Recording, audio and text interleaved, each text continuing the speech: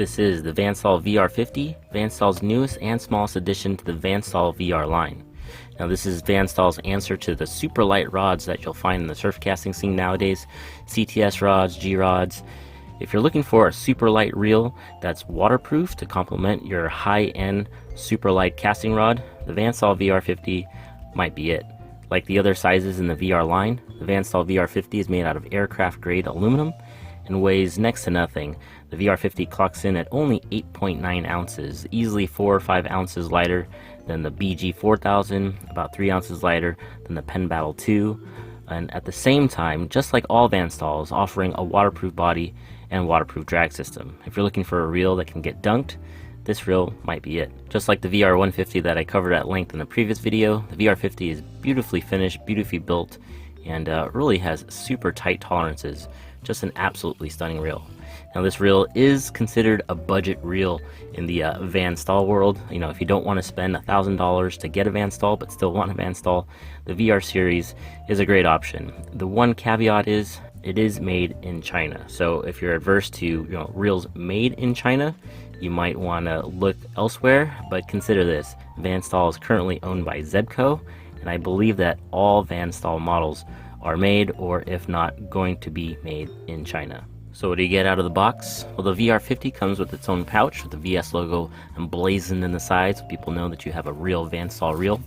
You get the Staal warranty, which I heard is pretty good. If you get saltwater or sand intrusion in any of your VRs, I heard the turnaround time for US-based centers is about 2 weeks, which is about 2 weeks faster than what you'll get out of Daiwa and maybe even Shimano.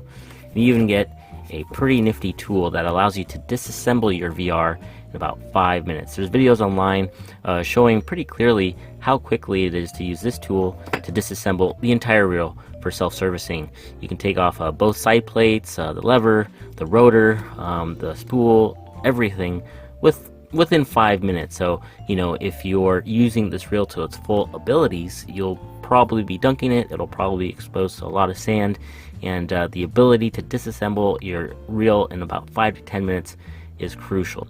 Now, how small is the VR50? It's pretty tiny, but before we get to that, let's cover the specs from the top down.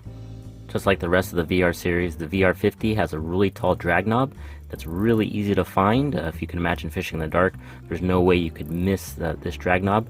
One thing I did notice is that in the design of the VR50 compared to the VR150, since the VR50 is the latest addition to the VR lineup, they definitely designed the drag knob seal a little differently.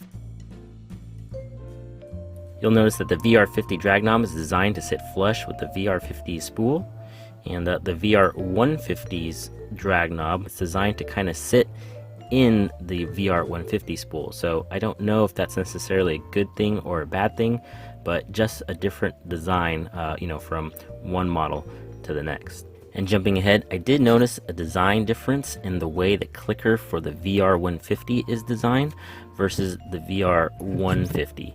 Now you'll notice that the clicker for the VR150, kind of the older model, is designed to be internal, so it sits inside the spool, versus the VR50, it's an external clicker. So you'll notice that the gearing and the little clicker plate there is outside of the spool. And I do notice, this is just my opinion, I do notice that compared to the VR150 and larger sizes, that for its size, the VR50 clicker is pretty audible. So if you're like me and you like to hear that drag peeling out, something to consider. Maybe Staal got complaints about a clicker system that was too quiet in the larger sizes, and they modified it and upgraded the VR50 to have a much more audible clicker. VR150 and VR50. And just like other Staals, the VR50 comes with a waterproof drag system. 4 carbon discs give you 25 pounds of drag. Phenomenal drag for such a small reel. The VR50 spool is made out of aluminum. It's heavily ported on the sides and at the top and on the inside of the spool here. And that's done for two reasons. One, to save weight, and two, to help drain salt water away. There's a good chance you'll be using braid with this reel, and braid, unlike mono and fluoro, absorbs salt water, and it allows the drainage of salt water after rinsing your reel down. Line lay on the VR50 is excellent, one of the best I've seen. I've never seen problems with other VR reels having bad line lay problems. It doesn't come with any line correction discs like Penn and some Daiwas do. But thankfully, at least the VR50, the line lay is pretty excellent. You'll notice that there is no rubber backing like other manufacturers are starting to do, but it does come with this kind of cross pattern that might help you hold your braid better. But if I were you, I would back it with Dacron or mono. And just because it's a small reel doesn't mean it has limited line capacity. I mean, look how deeply cut that spool is.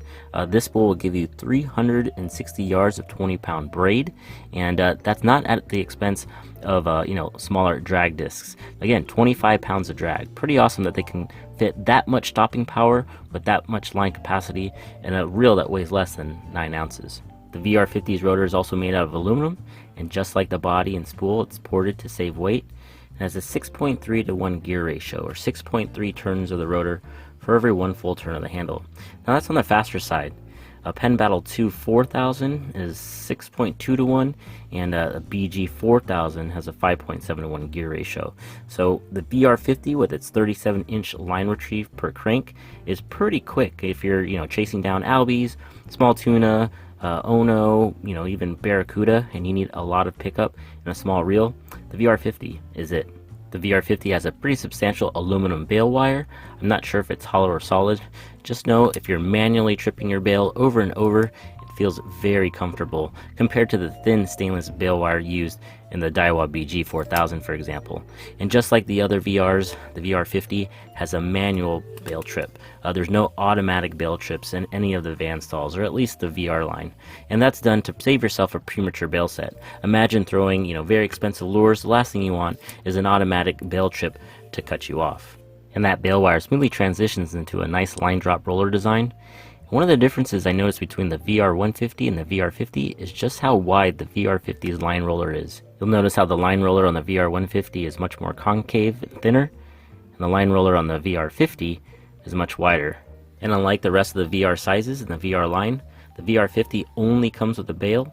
There are no bailless kits and bailless options for the VR50. The VR50's body is also made out of aircraft grade aluminum and has a beautiful anodized finish to it, just like the rest of the reel. It's waterproof, and it has a total of 8 ball bearings. I believe 7 stainless steel ball bearings in the body and 1 in the line roller. One of the differences I noticed between the VR50 150 and the VR50 is the fact that the VR50 has a stainless steel center shaft, while the VR150 has a brass center shaft. And although the VR50's body is very light, it's also very stiff. There's hardly any torsional flex to it as I spin it. And the VR50's reel foot is of average size, so perfectly complement any reel seat in any 9 to 10 foot surf rod. The VR50 features an aluminum screw-in handle that's also ported to save weight, and it ends in a Delrin knob. Delrin's like a type of plastic that's really light, lighter than EVA foam, not as supple or tacky as EVA foam, but very comfortable. And just know that the handle is left-handed only. It is not interchangeable with the right side. And that was the VanStaal VR50, the smallest VanStaal reel on the market today. Now, how small is the VR50? Let's compare it to some popular surf spinning reels on the market today. Here's the VR50, compare it to a VR150.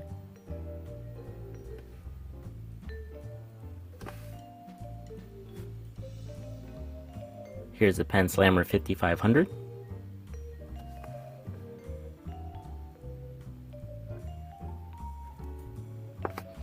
Here's a Penn Battle 2 4000.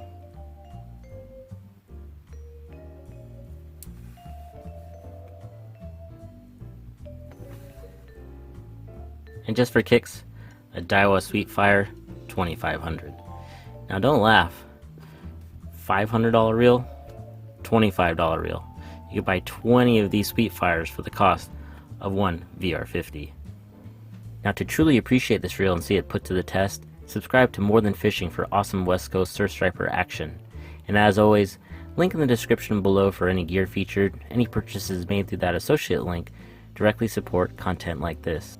And that was the VanStaal VR50, VanStaal's high-end lightweight option to all your high-end lightweight saltwater needs.